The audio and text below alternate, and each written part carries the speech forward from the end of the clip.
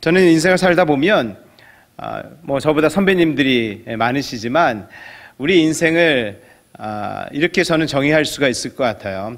부르심으로 시작해서 부르심으로 끝난다. 이 말씀 무슨 말씀이냐면 우리가 각자 다 태어난 날은 다르잖아요.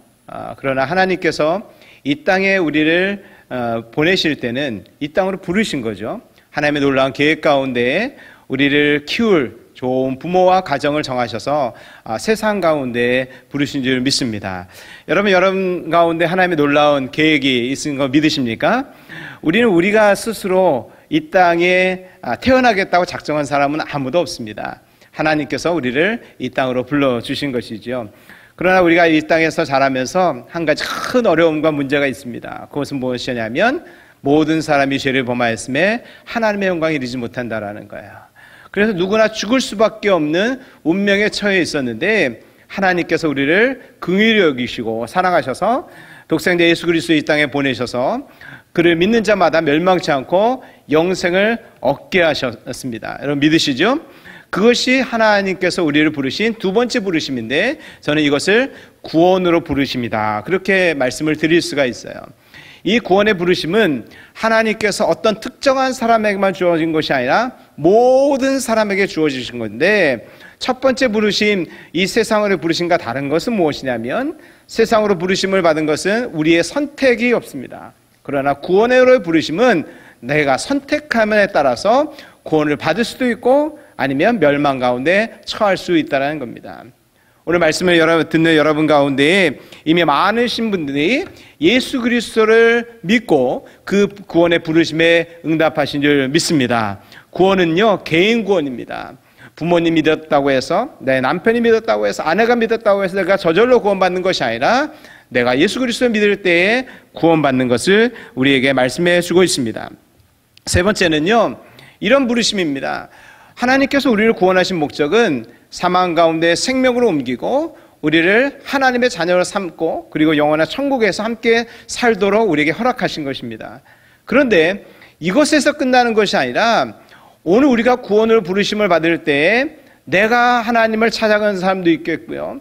내가 성경을 연구하다가 하나님의 말씀을 들은 사람들도 있겠지만 대부분의 많은 사람들은 누군가가 예수 그리스도에서 전해주고 누군가가 여러분을 이끌고 하나님께로 나가서 그 복음을 듣게 해서 예수 그리스도를 믿고 구원받게 하셨다는 것을 저는 믿습니다. 그래서 우리가 구원을 받게 하신 그 하나님의 부르심은 여기서 끝나는 것이 아니라 오늘도 세계의 모든 곳에 또 우리 주변에 예수 그리스도 알지 못하고 죽어가는 그런 사람들을 다시 구원의 부르심으로 부를 수 있도록 우리를 사명 가운데 부르시는 세 번째 부르심이 있습니다. 이 사명의 부르심은요, 모든 사람이 아니라 구원받은 모든 사람이라고 좀 제한적이 되고 있다는 거죠. 사랑하는 성도 여러분, 오늘 여러분 예수 그리스도를 믿고 하나님의 자녀가 되셨고 구원받으시는 걸 믿으십니까? 그러면 나는 구원받아서 나는 하늘나라에 갈 수 있어, 하나님의 자녀가 됐어, 여기서 끝나는 것이 아니라 하나님께서 오늘도 죽어가는 그 영혼들을 사랑하시며 아파하시는 그 하나님의 마음을 품고 오늘도 그 복음을 들고 땅끝까지 가는 그 사명의 부르심이 여러분 가운데 있는 것을 믿으시기를 바랍니다. 이 사명의 부르심도요, 여러분의 선택입니다. 여러분이 그 사명을 감당할 수도 있고 그렇지 않을 수도 있습니다. 그러나 저는 분명히 믿건대 우리가 그 사명을 감당할 때 하나님의 말씀에 기록된 것처럼 하나님께서 예비하신 놀라운 상급들이 여러분 가운데 있게 될 줄 믿습니다. 마지막 네 번째 부르심은요, 우리가 이 사명을 잘 감당하고 나면 언젠가 하나님께서 우리를 부르시겠죠. 하나님에 계신 저 하늘나라 우리를 격려하면서 그동안 수고했다라고 격려하시면서 이제는 와서 내 옆에서 쉬라고 부르실 안식의 부르심이 있을 겁니다. 저는 이 첫 번째 세상으로의 부르심과 안식으로의 부르심은 우리의 선택이 아닙니다. 그것은 하나님의 손에 달려있는 거죠. 다만 우리가 구원의 부르심에 응답하고 사명의 부르심에 응답하는 것은 나의 결정에 따른 것인데 오늘 우리가 그 사명의 부르심의 음성을 듣고 응답하는 자들에게 놀라운 하나님의 은혜와 축복이 있게 될 것을 믿습니다. 오늘 본문 말씀을 사도행전 1장 8절 말씀을 우리가 같이 읽었습니다. 담임 목사님 말씀해 주신 것처럼 아주 유명한 말씀입니다. 유명한 말씀을 가지고 말씀을 한다는 것은요, 정말 어렵습니다. 그러나 우리가 너무나 잘 알고 있는 말씀이고 너무나 유명한 구절은 그만큼 중요한 말씀이라고 저는 믿습니다. 이 말씀의 배경은 우리가 잘 아는 것처럼 예수님께서 십자가에서 죽으시고 3일 만에 부활하셨잖아요. 그리고 이 땅에 계셨다가 이제 40일 동안 계셨다가 하늘나라에 승천하시기 전에 제자들과 믿는 모든 무리들 앞에 가운데서 마지막 주셨던 유언과도 같은 말씀입니다. 오직 성령이 너에게 마시면 너희가 권능을 받고 예루살렘과 온 유대와 사마리아와 땅끝까지 이르러 내 증인이 되리라. 할렐루야. 이 말씀과 더불어서 우리가 잘 아는 말씀이 마태복음과 누가복음이 같은 시간에 배경 가운데 주어진 말씀이 있습니다. 우리가 잘 아는 마태복음 28장 19절 20절 말씀에 보면 너희는 가서 모든 족속으로 제자를 삼아 아버지와 아들과 성령의 이름으로 세례를 주고 내가 너에게 분부한 모든 것을 가르쳐 지키게 하라. 할렐루야. 그리고 마가복음 16장 15절 말씀을 보면 너희는 온 천하에 다니며 만민에게 복음을 전파하라. 이렇게 세 가지 말씀을 주셨는데 이 세 가지의 말씀의 공통점은 뭐냐면 땅끝까지 모든 민족 온 천하라는 거예요. 그럼 무엇을 전하는 겁니까? 예수 그리스도 복음에 대해서, 그분의 하신 일에 대해서, 그분의 증인된 삶을 위해서 또 제자를 삼고 가르치는 일들을 해야 된다는 겁니다. 사랑하는 성도 여러분, 오늘 동안교회 모든 성도들이 이 하나님의 사명을 가지고 복음을 증거하고 영혼을 사랑하는 마음을 위해서 이 지역을 복음 전도하고 또한 세계 선교를 위해서 애쓰는 것을 저는 알고 있습니다.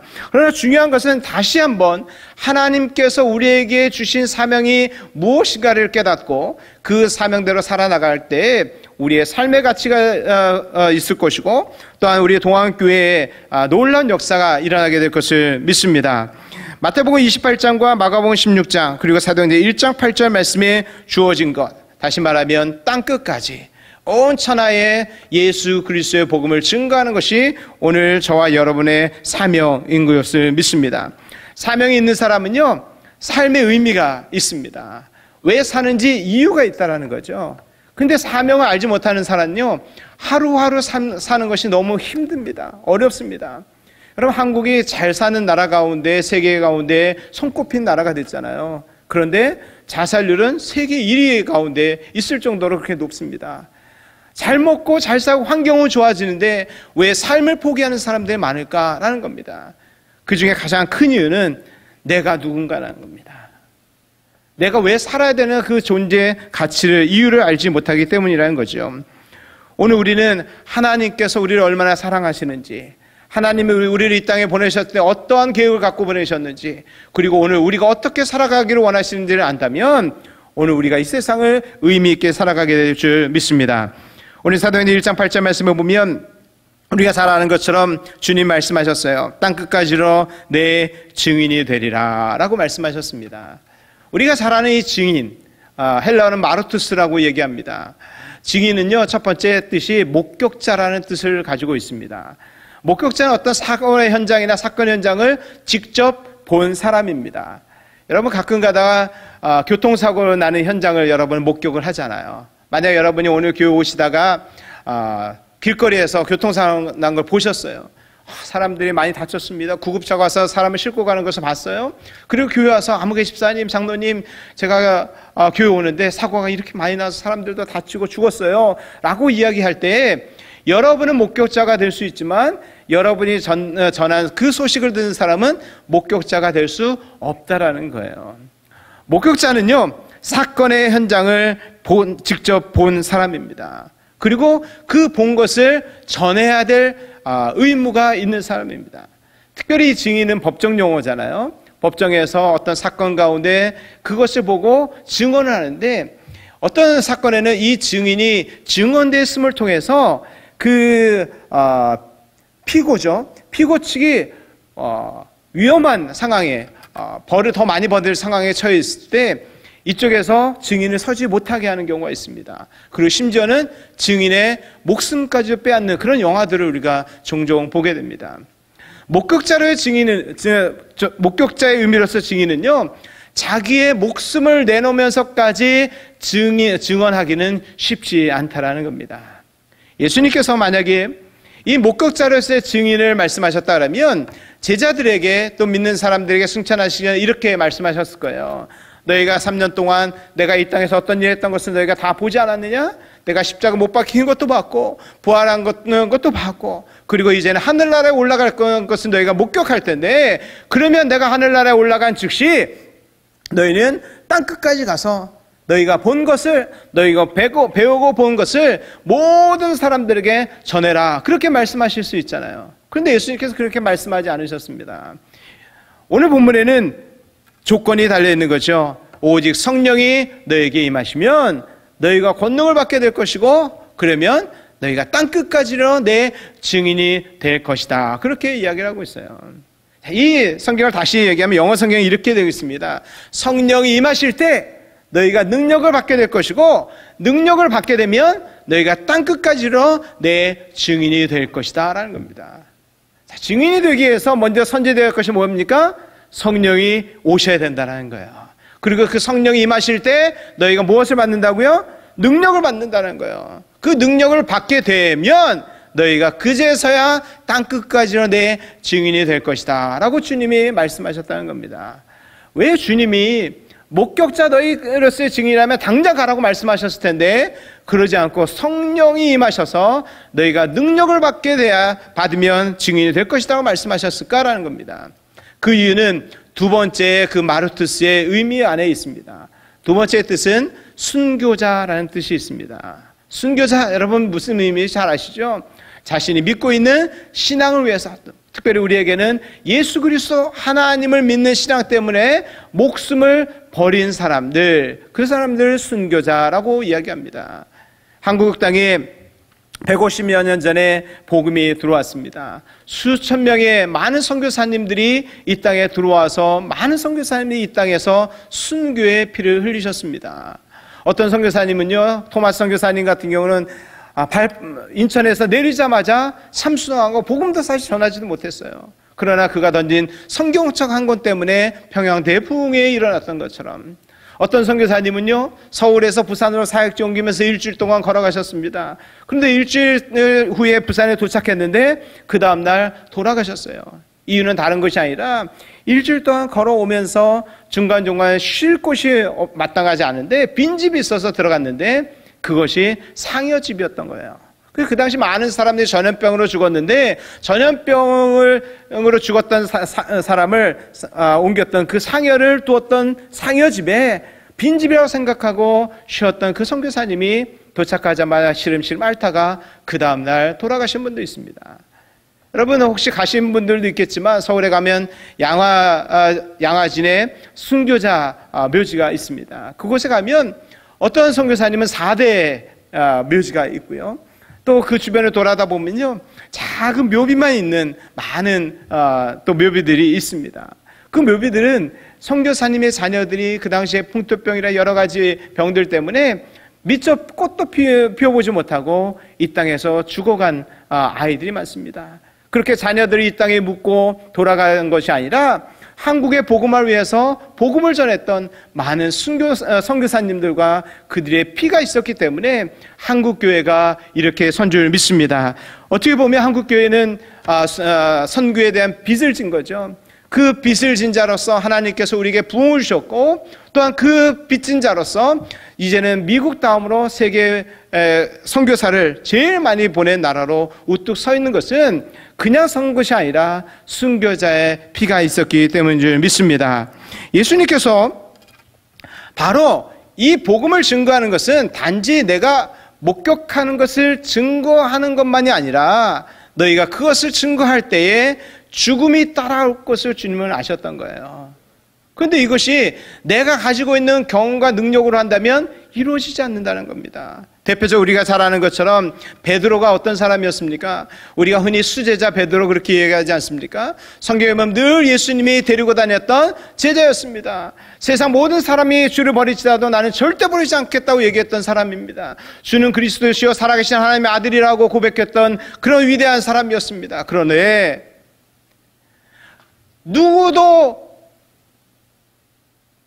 누구보다도 주님을 부인하지 않겠다는 그 베드로가 예수님 십자가에 못 박힌 그 현장을 따라갔을 때에 칼을 들고 와서 너도 예수님과 함께 있었지 죽인다라고 얘기하는 것도 아니었습니다. 우리가 잘 아는 작은 꼬마 여자아이가 와서 너도 그들과 함께 있었던 자 아니라고 했을 때 예수님을 저주하면서 난 절대 그를 모르고 그러면서 부인했던 사람이 바로 베드로였던 것입니다.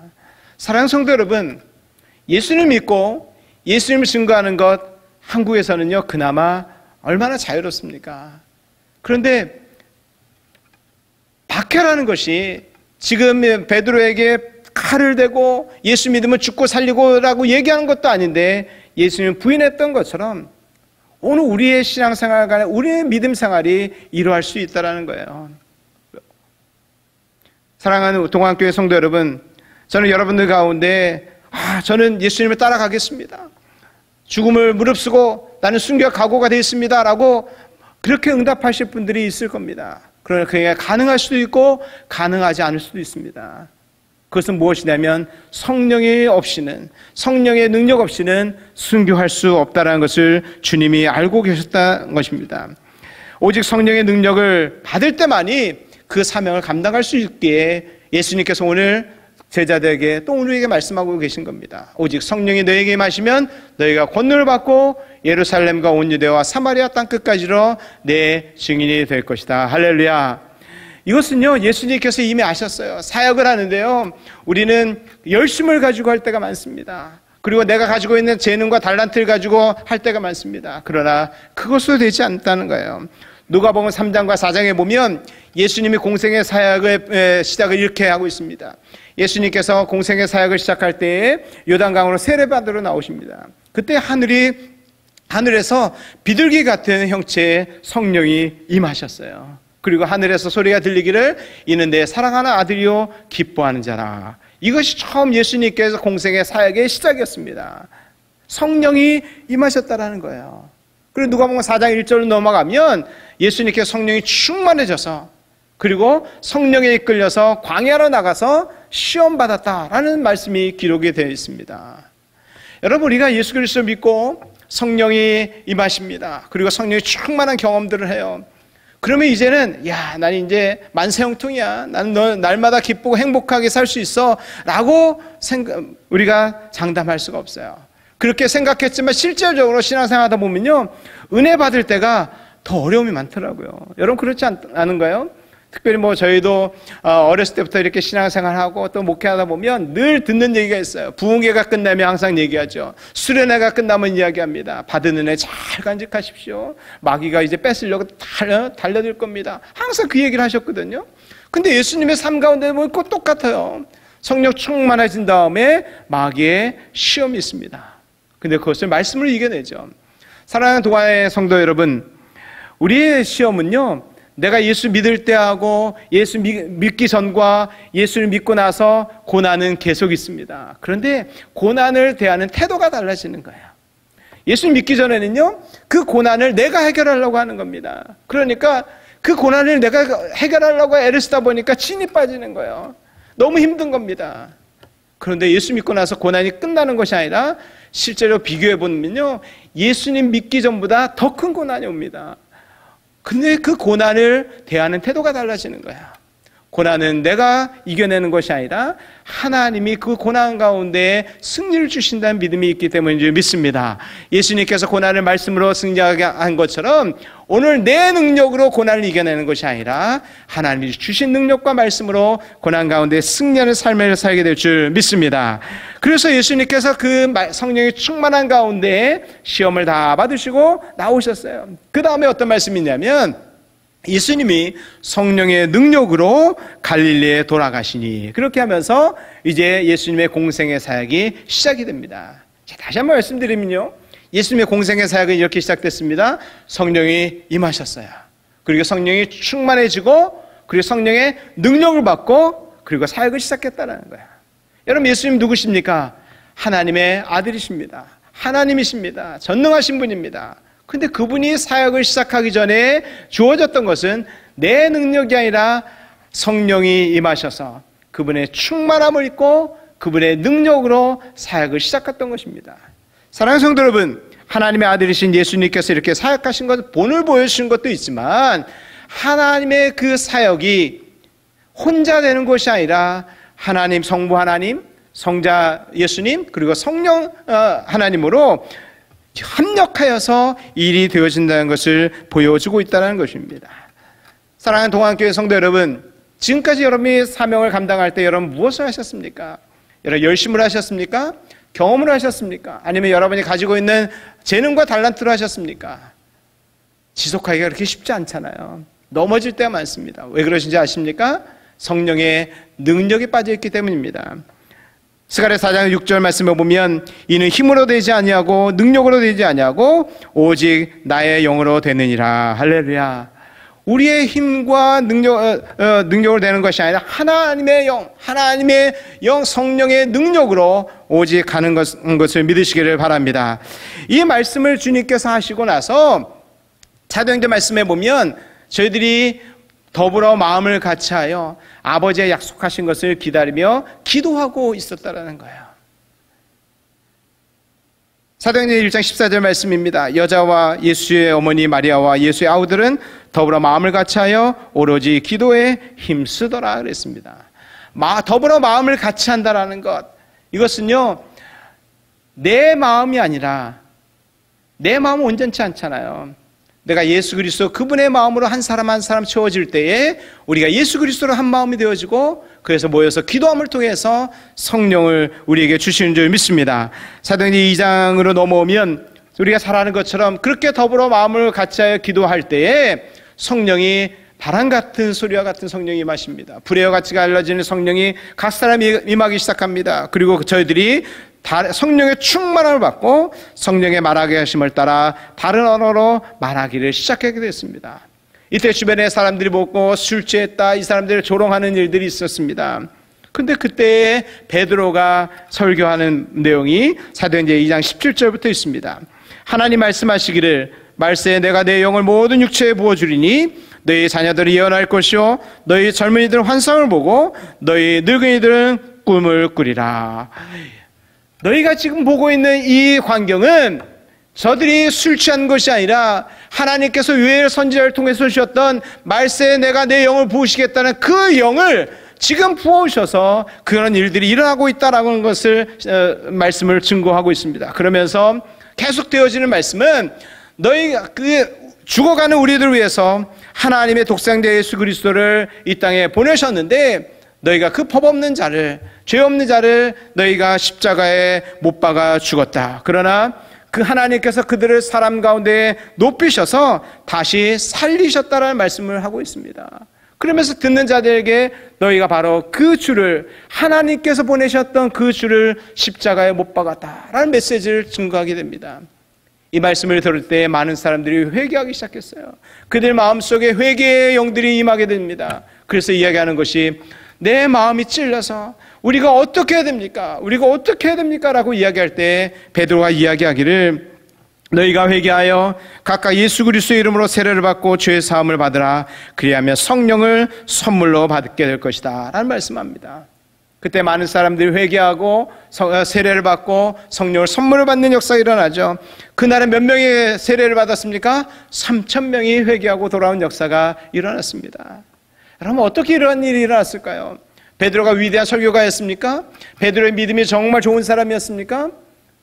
우리가 잘 아는 것처럼 베드로는 자기가 말한 것을 지키지 못했던 사람이었습니다. 어떻게 보면 배신자로 나귀를 지켰던 사람이었을 겁니다. 그런데 어떻게 변화됐을까요? 이유는 단 한 가지였습니다. 성령의 능력을 받고 나서 그의 말이 달라지기 시작했어요. 예수님께서 제자들과 함께 있을 때 이런 말씀하셨습니다. 보혜사 곧 아버지께서 내 이름으로 보내실 성령, 그가 너에게 모든 것을 가르치시고 내가 너에게 말한 모든 것을 생각나게 하리라. 아멘. 사랑하는 성도 여러분, 여러분 이런 경험은 있으시죠? 여러분 말씀을 전도를 할 때 내가 훈련을 잘 받아서 한 것도 있지만 생각지도 못한 성경 말씀들이 떠오르는 거예요. 그리고 생각지도 못한 어떤 말을 통해서 여러분이 말씀을 전하고 있는 그 전도 대상자의 마음을 하나님께서 만지시는 거예요. 그래서 그들의 눈물도 주시고 그들의 마음이 열려서 예수 그리스도를 영접하는 일들을 여러분 많이 경험했으리라고 저는 믿습니다. 이것이 어떻게 그런 일이 일어날까요? 사도 베드로처럼 오늘 우리에게도 동일하게 성령이 임하시면 그 보혜사 성령이 우리에게 예수님께서 우리가 말씀을 통해서 들었던 것들을 가르치시고 또한 그것을 생각나게 해주신 줄 믿으시기를 바랍니다. 전도는요, 사실 내가 하는 게 아닙니다. 전도는 어렵습니다. 내가 하려면 어렵습니다. 그러나 전도는 쉽습니다. 어떻게 쉽습니까? 성령이 임하셔서 성령의 능력으로 우리가 전도할 때 그것은 쉬울 수 있다는 것입니다.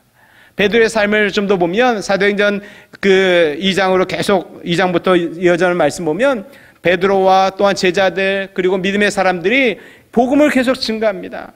예수님이 부활하시고 부활의 증인이라는 것을 증거하고 다닐 때에 종교 지도자들, 장로들 이런 사람들이 다 옥에 가둡니다. 채찍질을 합니다. 그리고 다시는 예수 그리스도에 승거하지 말라고 이야기합니다. 그때 베드로와 요한은 이렇게 얘기합니다. 너희 말을 듣는 것이 하나님의 말씀을 듣는 것보다 옳은가 판단하라. 우리는 보고 들은 것을 말하지 아니할 수 없다. 우리는 이 일의 증인이다. 여러분 집에 돌아가셔서 한번 사도행전 말씀을 천천히 한번 읽어보세요. 거기 보면요, 우리는 이 일의 증인이요, 우리는 이 일의 증인이요 라는 말씀이 계속 반복되어서 나오는 것을 볼 수가 있습니다. 이것은 사도행전 1장 8절 말씀에 예수님께서 말씀하셨던 너희가 성령이 임하시면 너희가 능력을 받게 될 것이고 그러면 땅끝까지 내 증인이 되라, 그 말씀하셨던 것이 사도행전 2장에 성령이 임하시고 그들이 능력을 받으면서 나타난 그들의 모습이었다라는 것입니다.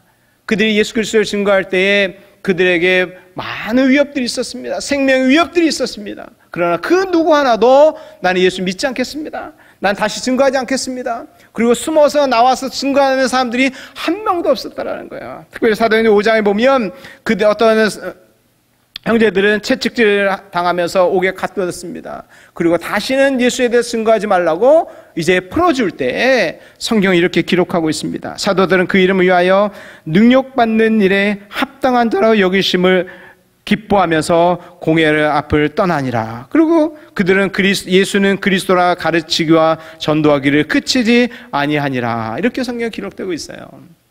여러분, 정상적인 우리의 어떤 합리적이고 이성적인 생각을 갖고 있는 사람이라면 그렇게 힘들게 고난을 받고 핍박을 받았다면 내 마음속에 내가 예수 믿고 전하는 것에 대해서 계속 전하고 싶은 마음이 있어도 좀 조심할 수 있을 거예요. 그런데 이들은요, 오히려 그 온갖 고초를 당하면 나올 때 기뻐했다라는 거예요. 그리고 나와서 그 예수님에 대해서 계속 증거하는 삶을 살고 우리가 잘 아는 것처럼 많은 사람들이 순교당하는 역사들을 우리는 너무나 잘 알고 있습니다. 사랑하는 성도 여러분, 지금 우리가 코로나 시대를 지나면서 교회에 핍박 아닌 핍박이 주어진다고 많이 그러고 있습니다. 근데 핍박이라고 보면 핍박일 수 있지만 저는 한편으로 다른 편으로 생각한다면 하나님께서 다음 세대를 위해 강제적으로 준비시키는 것이라고 저는 믿습니다. 오늘 젊은 세대뿐만 아니라 많은 사람들이 미디어의 종이 되고 있어요. 그런데 교회에서 이제는 미디어로 복음을 증거할 수 있는 것을 보면서 어느 교회에서는 어린아이들 또 청소년들 그 교육과 예배를 미디어로 온라인으로 진행하는데 교회에서 잘 준비를 하신 거예요. 그래서 성도님들이 아니 어떻게 이렇게 우리가 집에서 말씀을 들을 수 있고 아이들이 잘할 수 있을까 하면서 감사하다라는 피드백을 해줬던 교회가 있다는 것을 제가 많이 들었습니다. 사랑하는 성도 여러분, 오늘 하나님은 살아계셔서 어디에나 계신 줄 믿습니다. 특별히 동안교회도 제가 와서 많은 분들이 계시지는 않지만 찬양하고 예배 가운데 이렇게 들어가는데 성령의 임재하심이 계속 느껴지는 거예요. 마음이 뭉클뭉클해지고 제 안에 막 눈물이 날라 그래요. 이것은 하나님의 영이 이곳에 임하고 있고 또한 그 하나님의 영이 오늘 방송 가운데 예배에 참석하는 여러분들 가운데도 동일하게 역사하는 것을 믿습니다. 오늘 예수 그리스도 믿는 자들에게는요, 아까 사도들처럼 예수를 믿으며 죽인다고 해도 그들이 나가면서 기뻐하고 예수 그리스도를 증거했던 것처럼 세상 사람들이 봤을 때는 제정신이 아닌 사람들이 많이 있다라는 거예요. 여기 어르신들도 많이 계시지만 예전에 예수 믿는 사람들이 예수쟁이라고 많이 그랬습니다. 그리고 예수 믿는 것 때문에 핍박받은 우리 선배님들 얼마나 많으십니까? 그럼에도 불구하고 내가 주님의 전에 나와서 무릎 꿇고 나를 핍박하는 가족들을 위해서 눈물 흘리며 기도하며 그리고 그 영혼들이 지금은 다 주님께로 돌아온 분들이 얼마나 많은지 모릅니다. 오늘 예수쟁이는요, 조롱거리의 예수쟁이보다 저는 정말 그리스도의 사람으로 그렇게 불려지는 이름이 되어지리라고 저는 믿습니다. 제가 신앙생활 하면서 하나님께서 저에게 주신 은혜를 이제 좀 같이 나누려고 합니다. 이 간증들은 어떻게 보면 제가 경험했던 것들, 그리고 저도 하나님께서 증인된 삶을 주셨던 것처럼 그 증인의 삶을 살게 만드셨던 것이었고, 그리고 그렇게 살아가는 것을 통해서 하나님 역사하시는 것들을 잠깐 간증으로 나누려고 합니다. 저는 서울신대를 졸업하고 전도사 사역을 시작하다가 하나님께서 97년도에 충남 태안에 교회를 개척하게 됐습니다. 근데 제가 개척한 것보다 어느 교회에서 지교회로 이제 개척을 했는데 초대 교역자를 부임하게 해서 가게 된 거죠. 그때 저희 딸이 하나가 있었는데 4살이었습니다. 교회 조리식 건물로 조그맣게 하나 지어진 언덕 위에 있는 건물 하나에 저와 저의 아내 그리고 저희 딸 3명이 이제 시작하게 된 겁니다. 하나님께서 저에게 주신 달란트가 많아서 처음부터 사람들을, 그 지역의 어린아이들 또 젊은 분들 해서 모여갖고 교회가 늘 분주하고 너무너무 재밌게 목회를 한 거예요. 그런데 쉽게 사람들이 등록되지 않더라고요. 97년 5월에 개척을 했는데 한 4개월 지나서 2가정이 등록하고, 그리고 그 다음에 또 몇 가정이 등록하면서 98년도 1월에 시작할 때 제가 우리 성도님들에게 이렇게 선포했습니다. 교회는 선교하는 것이 사명입니다. 우리가 지금은 도움을 받고 있는 어려운 개척교회지만 그래도 우리는 도와했고 우리는 선교를 해야 됩니다. 그래서 매월 세 주마다 선교 예배를 드리면서 가정마다 어린아이들까지 다 자녀 이름으로 선교 예물을 준비해서 예물을 드리고, 그리고 선교를 시작했습니다. 그때 당시에 2교회를 자그마한 금액을 이제 선교를 하기 시작했죠. 1년이 지났는데 교회가 하나님의 은혜 가운데 성장을 했어요. 또 그 다음에 한 5교회가 되고 또 교회가 성장하고, 3년 만에 해외 선교사님과 더불어서 한 달에 70만 원 정도 후원하는, 선교하는 교회가 됐습니다. 그리고 재정적으로 자립하는 교회가 됐어요. 너무너무 감사한 일이죠. 하나님의 은혜 가운데 재정적으로 자립하고 더 이상 남의 도움을 받지 않고 우리가 하나님의 일을 할 수 있다는 것은 큰 축복이었습니다. 그런데요, 말씀을 통해서 사람들이 양육되어지고 잘 교회들이 신앙생활을 하고 있는데 제 마음속에 갈급함과 답답함이 있었습니다. 그것은 무엇이냐면, 우리가 잘 아는 것으로 선교교회는 뜨겁잖아요. 불러불러하고 영성이 있는데요, 제가 개척하는 그 지역에는 초신자들도 있고 또 다른 지역에서 이주해온 사람들이 많이 있었습니다. 근데 이 사람들의 신앙이 우리가 잘 아는 어느 장로교회, 박수단 치는 장로교회 이런 분들은 기도하는 거 통성기도 잘 안 되는 거예요. 통성기도 하자 그래 통성기도 안 되고 답답하고 그랬습니다. 그런데 하나님께서 저에게 100일의 성경 통독 새벽 기도회라는 것을 어느 해 시작하게 하셨어요. 그래서 100일 동안 새벽마다 성경 통독을 하는데 날마다 이제 3명씩 낭독자가 있었습니다. 마지막 100일째가 이제 됐는데 100일째에 요한계시록 이제 중반부터 읽기 시작했습니다. 첫 번째 분이 읽는데 이분이 읽다가 갑자기 딱 멈추는 거예요. 그래서 제가 뒤에 앉아 있다가 저분이 왜 멈추나 하고 가만히 기다렸는데 뒤에서 보니까 훌쩍훌쩍 대는 소리가 들리는 거예요. 하나님께서 오늘 저분에게 큰 은혜를 주시나 보다. 이제 그러고 이게 진행이 됐어요. 그리고 나서 2번째 분으로 넘어왔습니다. 2번째 분도 말씀을 읽는데 읽다가 멈칫멈칫하고 흐느적하는 훌쩍훌쩍대는 소리가 나기 시작하는 거예요. 그러더니 앉아 계신 분도 여기에서 훌쩍훌쩍대는 소리가 조금씩 들리기 시작하는 겁니다. 그때까지 저는 하나님 마지막 날 큰 은혜를 주시기 위해서 하나님의 은혜를 여기저기 주시구나 그렇게만 생각했어요. 제 마음 아무런 감동도 없었거든요. 단지 저는 100일 동안 정말 모두들 수고하고 어디 멀리 갔다 와도 새벽 기도를 지키기 위해서 다 왔었으니까요. 그래서 하나님께 영광의 박수를 다 올려드리자 하고 마지막 장을 읽고 그렇게 하자는 것이 제 시나리오였는데 마지막 3번째 분으로 넘어갔습니다. 이분이 읽기 시작하는데 중간중간 멈칫하는 것이 더 많아지는 거예요.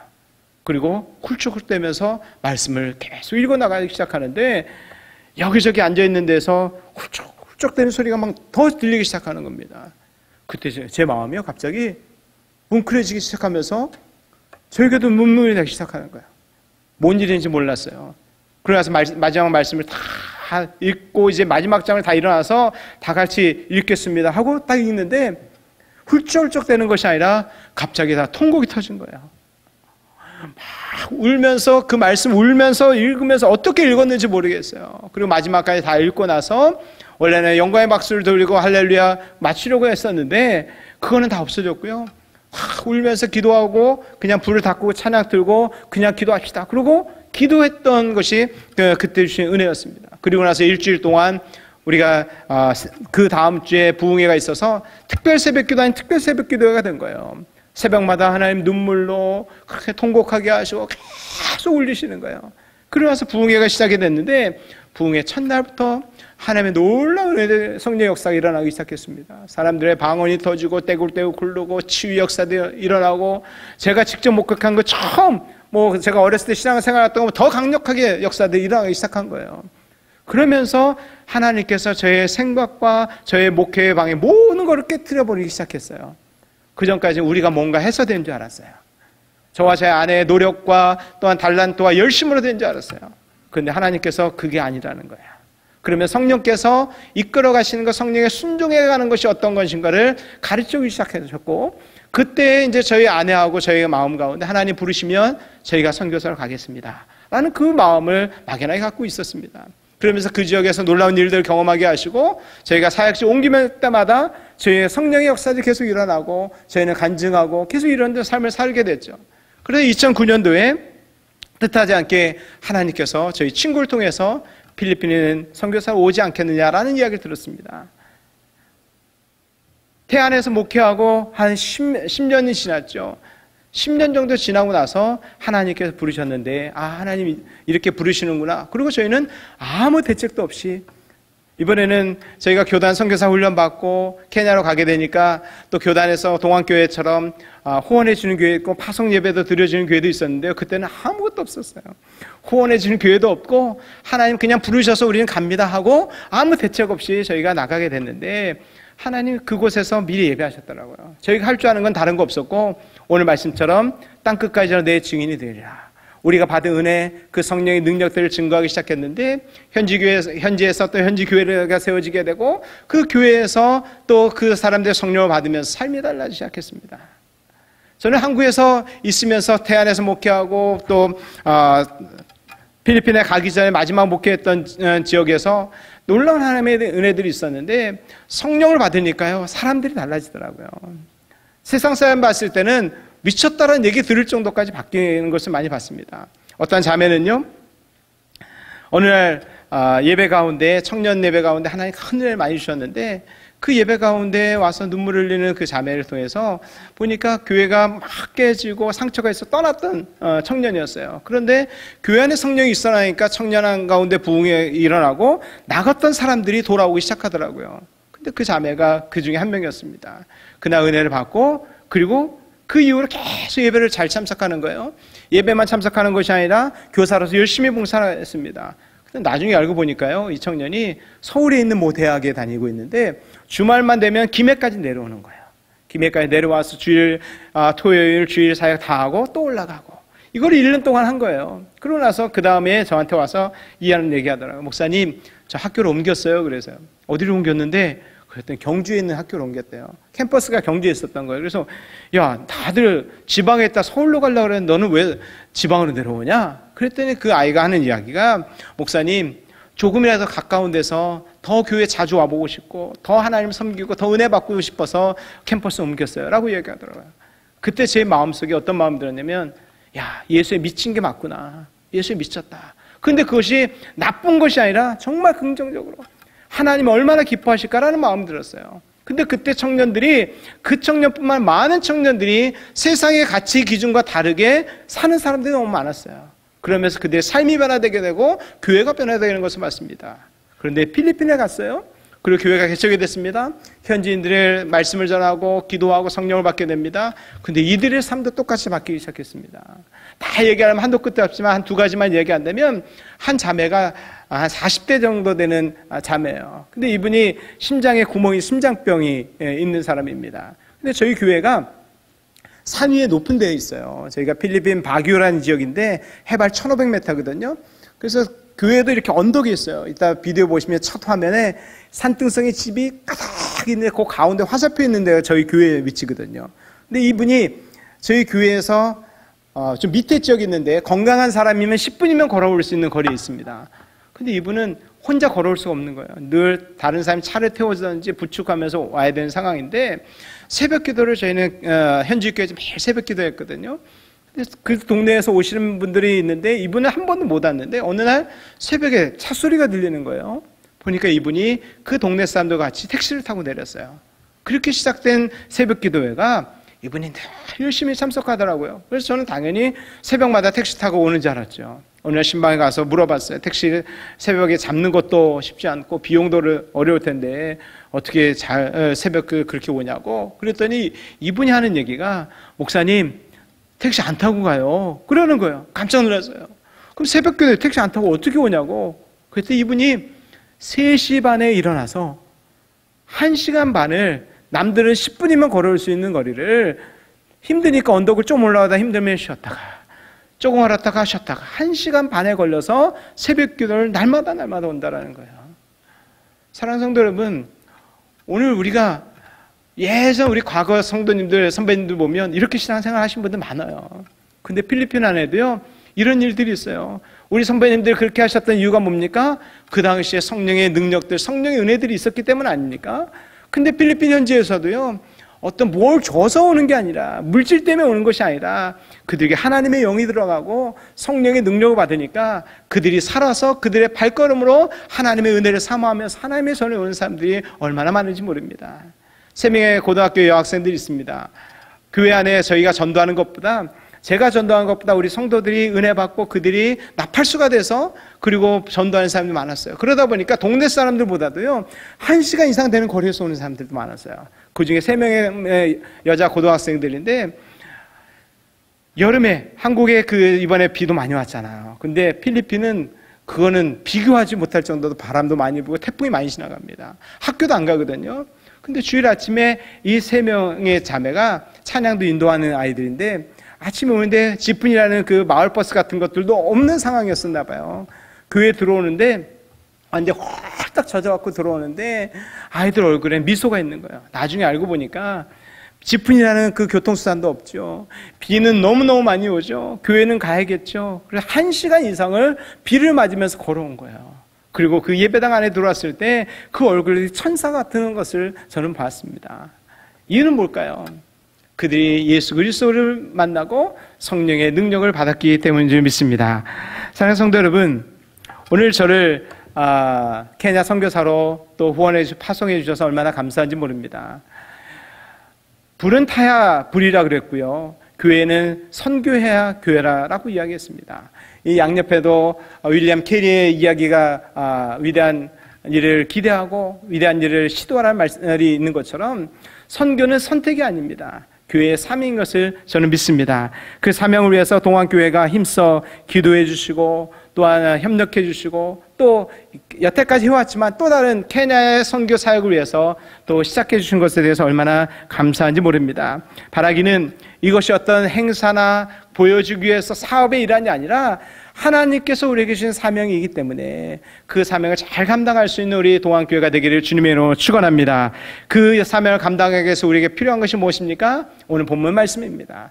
오직 성령이 너에게 임하시면 너희가 권능을 받게 되고 그리고 땅끝까지도 내 증인이 될 것이다. 저는 동안교회 안에 다시 한번 성령의 놀라운 역사가 일어나기를 축원합니다. 그래서 이 성령의 역사가 일어남을 통해서 그 성령의 능력을 받고 여러분이 가는 곳곳마다 예수 그리스도를 증거하게 될 것이고 또 많은 사람들이 불타오르는 이 동안교회 안에 모여들어서 많은 부흥이 될 것이고 그 부흥이 되면 하나님께서 우리에게 원하시는 것은 다른 것이 아니라 다 흩어져 복음을 땅끝까지 증거하는 사명이라는 것을 믿고 그 사명을 주님 오실 때까지 잘 감당하시기를 주님의 이름으로 부탁을 드립니다.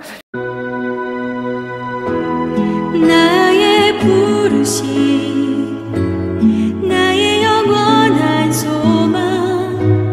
예수님의 형상을 담는 것 나의 목적 나의 높은 부르심 세상을 뒤로 하고 주 위에 사는 것 엎으소서 주 거룩한 품에 품으소서 이곳이라서 간곳 오 예수 이끄소서 주 얼굴 보기 위해 은밀한 곳으로 내가 나아갑니다.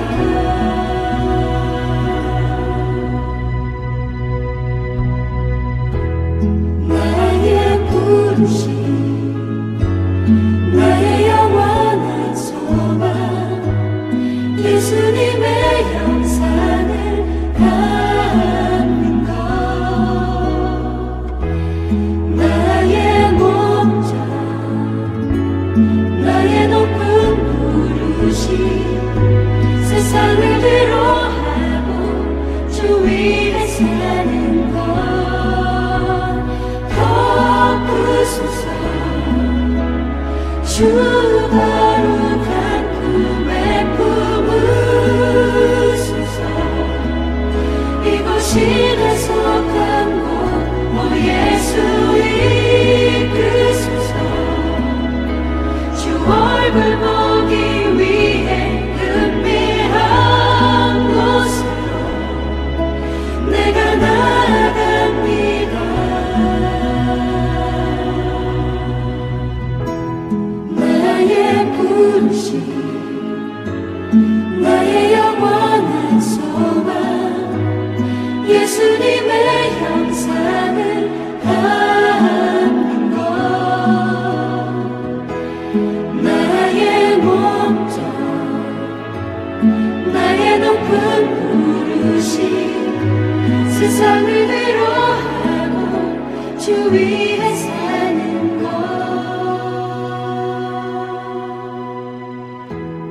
나의 부르심 나의 영원한 소망 예수님의 형상을 담는 것 나의 목적 나의 높은 부르심 세상을 뒤로하고 주 위에 사는